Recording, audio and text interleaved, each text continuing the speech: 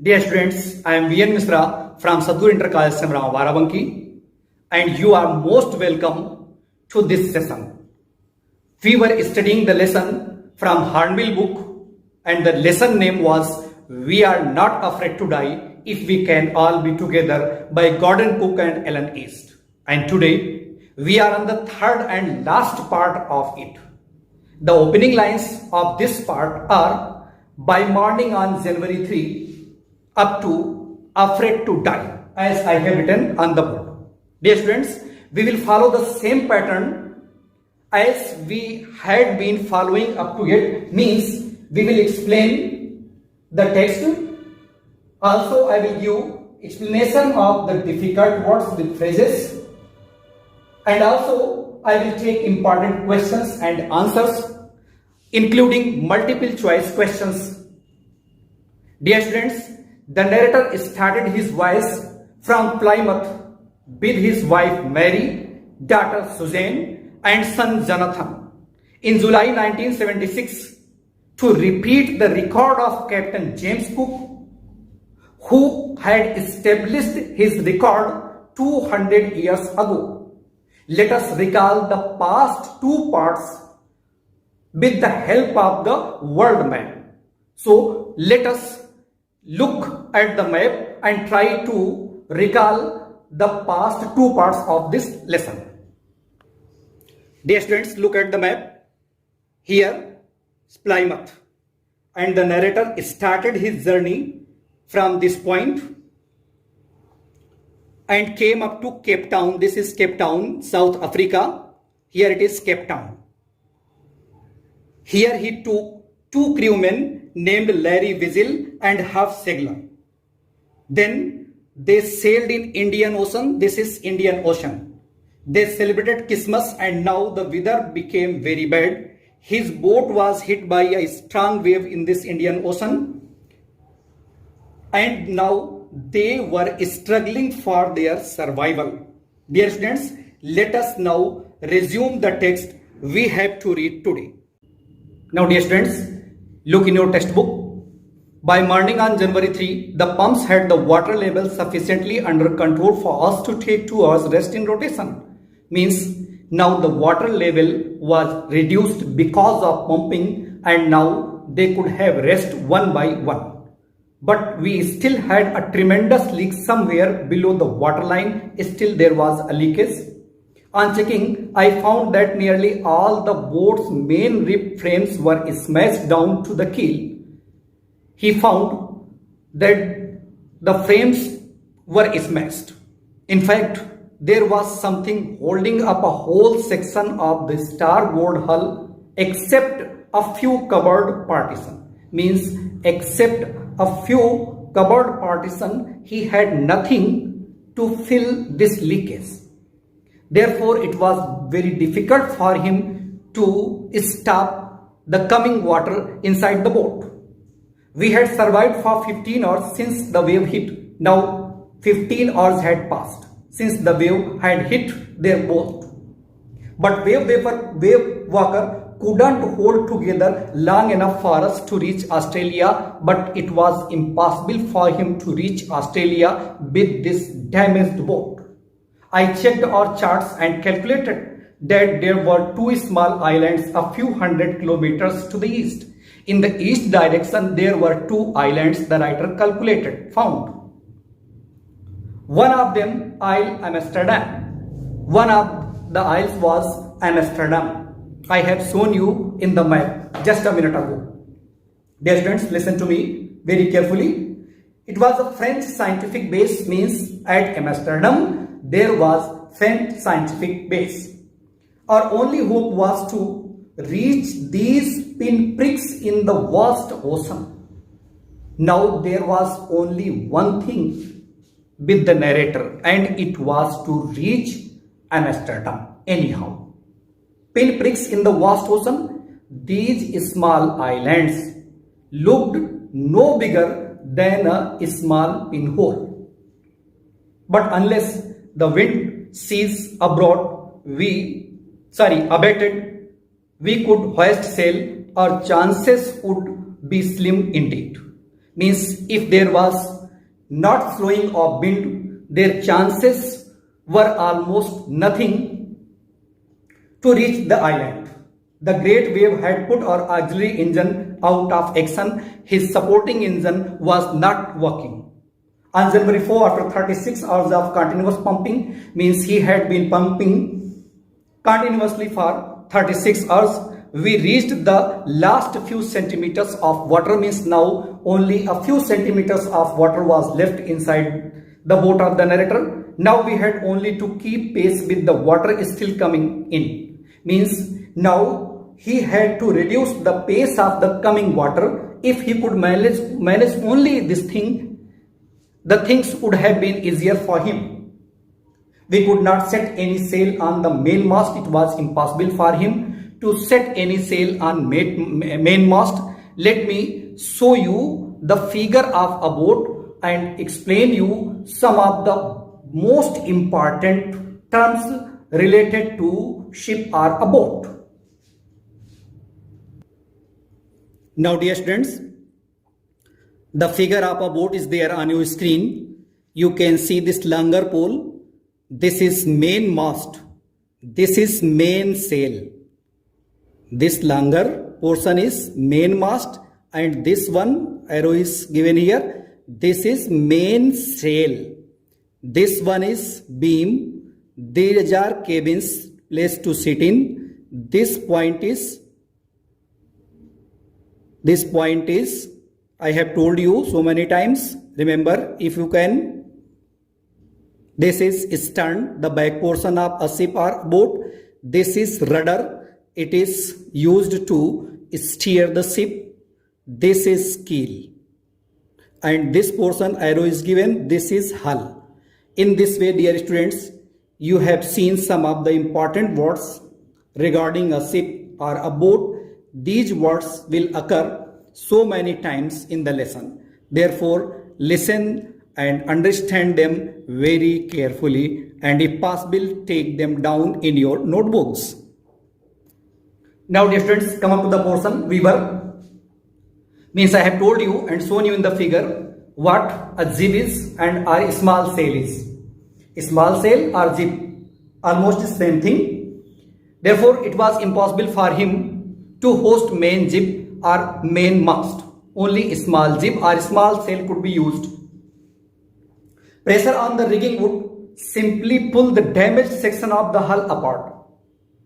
Means if there would have been large pressure on these ropes, rigging means ropes, certainly it would damage the main hull apart, means the main outer structure of the boat. So we hoisted the stern jib and headed for where I thought the two islands were. Therefore, he used a small jib, means a small sail, and proceeded towards the direction he had thought about these islands. Mary found some corned beef and cracker biscuits, and we ate our first meal in almost 2 days. After 2 days, they found a little breakfast which was offered by his wife Mary. Next para. But our respite was short-lived. At 4 p.m., black clouds began building up behind us. This rest period was not a long one, because there were again black clouds. Actually, these were not black clouds, but these were sea waves that were coming to hit the narrator. Within the hour, the wind was back to 40 knots. I have told you, not speed in the sea. And the seas were getting higher, means the sea waves were getting higher. The weather continued to detract throughout the night. The weather went on becoming bad to worse. And by dawn on January 5, our situation was again desperate. Up to 5th January, again they were in very troubled situation. When I went in to comfort the children, John asked, "Daddy, are we going to die?" His son, John, here refers to Jonathan, his son, asked him, means asked the narrator, if they were going to die. I tried to assure him that we could make it. The narrator tried to assure his son that anyhow he was able to manage this, means he would manage it, means manage the bad situation. But daddy, he went on, means Jonathan went on saying, we aren't afraid of dying if we can all be together. You can see these lines have become the title of this lesson, and you can simply think how prudent, how cooperative, and how good this boy was, whose name was Jonathan. Under this situation, he helped his father, saying that he was not afraid if he was with his family. You, mummies, you and I, if all the members of the family are together, he was not afraid to die. I could find no words with which to respond, but I left the children's cabin determined to fight the sea with everything I had. Means the narrator had no time to answer these words, means to answer the words of his son Jonathan, but he had only one thing in his mind, and that was anyhow he had to face these challenges and overcome them. To protect the weakened starboard side, means right side of the boat, I decided to heave to, means he decided to repair it. With the undamaged old hill facing the oncoming waves, using the improvised sea anchor of heavy nylon rope and two 22-liter plastic barrels of paraffin. 22 liters plastic paraffin he had, and other so many things he had, means some of the damaged things he had in the ship, with which he tried to repair his boat. Means the narrator tried to repair his boat. That evening Mary and I sat together holding hands as the motion of the ship brought more and more water in through the broken planks. We both felt that the end was very near. Means the water was continuously coming inside the boat, although its speed was very slow, but still they were in danger. They were not out of danger. But Wavewalker rode out on the storm, and by the morning on January 6, with the wind easing, I tried to get a reading on the sextant. Sextant is a distance measuring instrument back in the chart room. The writer again tried to calculate the distance of this island Amsterdam. I worked on the wind speeds. He also calculated the speed of the winds and the difference that was between his sextant, means the instrument, and the winds. Changes, of course, he also calculated those changes, means the sextant was defective. Therefore, it was not accurate in measurement. Therefore, he calculated the differences, keeping in mind drift and current in the effort to calculate our position, means he estimated his actual position. The best I could determine was that we were somewhere in 1,50,000 kilometers of ocean looking for a 65-kilometer wide island. He calculated that he was about 1,50,000 kilometers inside the sea. When I was thinking, Sue, moving painfully, joined me. Means Suzanne came to him, his daughter Suzanne came to him. The left side of her head was now very swollen, and her blackened eyes narrowed to slits. Slits means cuts. His black eyes had now become only a small slit, means only a small cut. She gave me a card she had made, means she gave a card which she herself had made.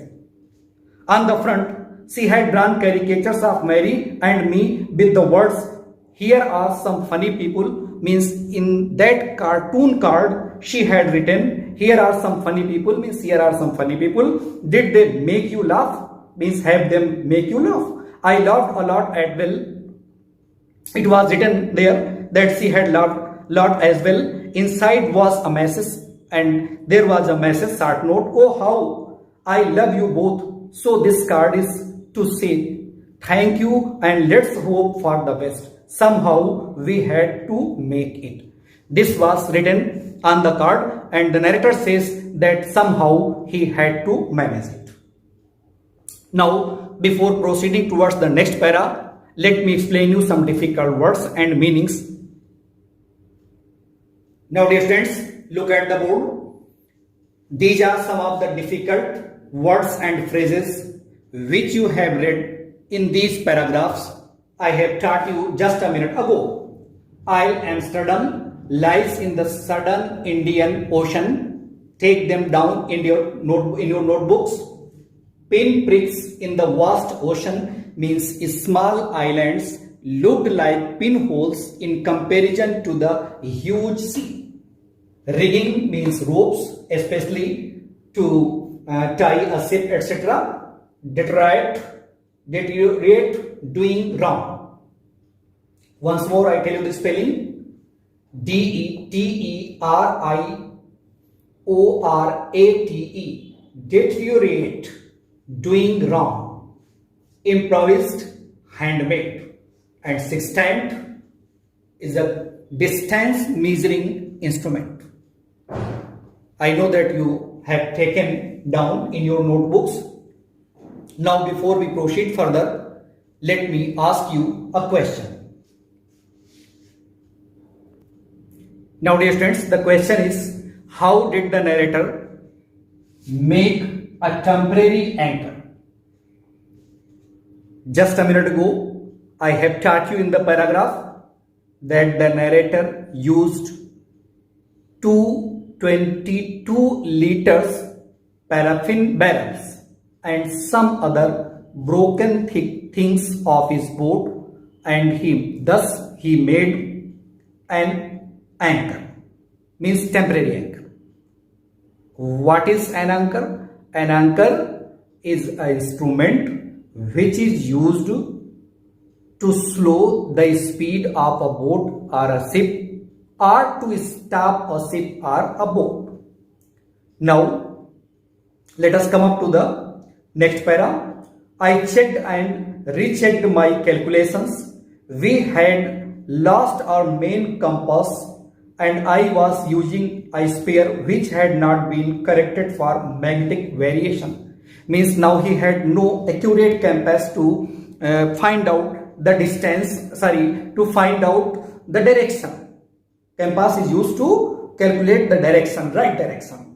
Therefore, there was variation in the actual direction and the direction that was indicated by this compass. I made an allowance for this and another estimate of the influence of a westerly currents which flow through this part of the Indian Ocean. Means the difference that was made by the winds that flows in the Indian Ocean. This difference was calculated by the writer, and this difference was removed so that he might find out the correct direction of these islands. About 2 p.m. I went on deck and asked Larry to steer a course of 185 degrees. If we were lucky, I told him with a conviction I did not feel, he could expect to see the island at about 5 p.m. Means now it was the hope of the narrator that he could find this island Amsterdam at about 5 p.m. by steering his boat at 185 degrees. Then with a heavy heart, I went below, climbed on my bunk and amazingly dozed off. Now the narrator climbed on his bunk and he slept. When I woke, it was 6 p.m. and growing dark. Means now it was 6 p.m. and it was dark. I knew we must have missed the island, and with the sail we had left, we couldn't hope to back into the westerly winds. When the writer woke up, he thought that he had crossed this island and now it was impossible for him to return. At the moment, a tousled head appeared my bunk. At the same time, he saw a head which was untidy, means untidy and disturbed hairhead. Can I have a hug? Jonathan asked. Actually, this was the head of Jonathan, his son. He asked if he could hug his father. Sue was right behind him. His daughter Suzanne was standing just behind Jonathan. Why am I getting a hug? Now I asked. The narrator asked why he was having a hug. Because you are the best daddy in the whole world and the best captain, my son replied. Means the narrator's son replied that the narrator was the best daddy and best captain of the world. Not today, John, I am afraid. The narrator said that he was not so. Why, you must be, said Sue in matter of fact voice. You found the island, but Sue repeated the same sentence saying that he was the best father, means her father was the best father because he had found the island. What, I shouted. The narrator was amazed. He said, what? It's out there in front of us. They chorused, means together they said that there was island before them as big as battleship. Just like a battleship, means the island looked like a battleship. I rushed on deck and gazed with relief at the stark outline of Isle Amsterdam. The writer looked at this island. It was only a bleak piece of volcanic rock. Actually, it was nothing else but a volcanic rock, a piece of volcanic rock with little vegetation, means very little vegetation, means very little greenery was there, means the plants were in small quantity here. The most beautiful island in the world. Now this was the best island and the most beautiful island in the world for two reasons. First, the island itself was beautiful, and secondly, this was the resting place for this family now. We anchored offshore for the night, means for whole of the night. They stayed a little away from this island, and the next morning all 28 inhabitants of the island cheered us as they helped us ashore. Means next day they landed the shore, and the inhabitants, means the residents of that island, received them, welcomed them. With land under my feet again, when the writer felt ground under his feet, my thoughts were full of Larry and Herbie. He was thinking of Herbie and Larry. Who are these persons? Think and tell me. Larry Wiesel and Herb Segler. These two persons were taken by the narrator at Cape Town. Very good. Cheerful and optimistic under the direst stress. Under these conditions, they remained hopeful and cheerful. And of Mary, the narrator was also thinking of her wife Mary, who stayed at the wheel for all those crucial hours. She had also helped the narrator under those adverse circumstances. I thought of a 7-year-old girl. He also thought of her girl, Miss Suzanne, who did not want us to worry about a head injury, which subsequently took 6 minor operations to remove a recurring blood clot between skin and skull. Skull means bony structure of head of a 6-year-old boy who was not afraid to die. Means now the narrator was thinking of all these persons, especially his son Jonathan and his daughter, who had a great injury in her head, and later she had go through an operation 6 times. Then the clot was removed from her head. In this way, this family struggled hard to survive themselves and overcome those difficulties. Now, let me tell you some more meanings. Now, dear students, these are some of the words which you have read in these paragraphs. The first one is tousled head. Be careful. E silent. You have not to pronounce E. Tousled head means an untidy and uncombed head. And bunk, sleeping bug. Volcanic rock, a rock formed from lava. What is lava? Lava is the material of volcanic eruption. Then bleak, desolate or desert. Larry and Herbie. Actually, these are not words. Larry and Herbie, these are not words. These are the names of the persons. In short, the narrator has said Larry refers to Larry Wiesel and Herbie refers to Herb Segler. Hornbill and Larry Vigil joined the narrator at Cape Town. Very good. I think you must have learnt this lesson very carefully, listened every word carefully, and now we will proceed towards some of the questions related to this lesson. Therefore, once more, take your pens and diaries or notebooks to take down these questions. Dear students, the question is, how was the narrator saved from wave hit? Your answer should be thus: the huge wave hit him fiercely. The boat was about to capsize. His head was dashed against the wheel. The second wave made his boat upright. He grabbed the guardrails. Then he was tossed around the deck. Somehow he found the wheel and kept on holding it. Thus the narrator was saved. Dear students, such questions I have taken so many times during our teaching. Therefore, let us consider some of the multiple choice questions. Now, dear students, these are the questions on the board I have written. The first question is, December 25 found them 3,500 kilometers east of Cape Town, west of Cape Town, north of Cape Town, or south of Cape Town. I know that you know the answers of these questions. I have to only verify them. Therefore, I verified east is the correct answer. Second one, Sue or Susan had a leg injury, head injury, hand injury, chest injury. Very simple answer. You still remember head injury. Third question is, the first disaster came at about 6 p.m., 7 p.m., 5 p.m., 8 p.m. 6 p.m. is the correct answer. You know, the narrator saw or reached Amsterdam at 5 p.m., 6 a.m., 6 p.m., 9 a.m. 6 p.m. is the correct answer.